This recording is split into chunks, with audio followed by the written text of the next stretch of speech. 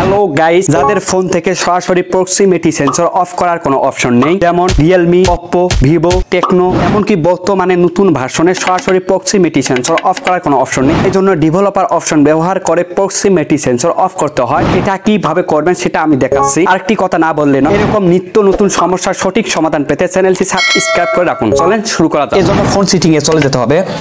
এখন নিচের দিকে স্ক্রল করে আসলে অ্যাবাউট ফোন নামে অপশন দেখতে পাচ্ছেন, এখানে ক্লিক করতে হবে। ডান দিকে বেস্ট ব্যান্ড এন্ড কর্নেল নামে একটি অপশন দেখতে পাচ্ছেন, এখানে ক্লিক করতে হবে। দেন উপরের দিকে বিল্ড নাম্বার নামে একটি অপশন দেখতে পাচ্ছেন, এখানে 7 বার ক্লিক করতে হবে। যতক্ষণ না you R now A developer বার্তা না আসে ততক্ষণ পর্যন্ত ক্লিক করতে হবে। নিচের দিকে এখানে you R now A developer বার্তা দেখতে পারবেন, তখন ব্যাক এ ক্লিক করে বাইরে হয়ে আসতে হবে। এখন আবার সেটিং এ ক্লিক করতে হবে। নিচের দিকে স্ক্রল করে আসলে এডিশনাল সেটিং নামে অপশন দেখতে পাচ্ছেন, এখানে ক্লিক করতে হবে।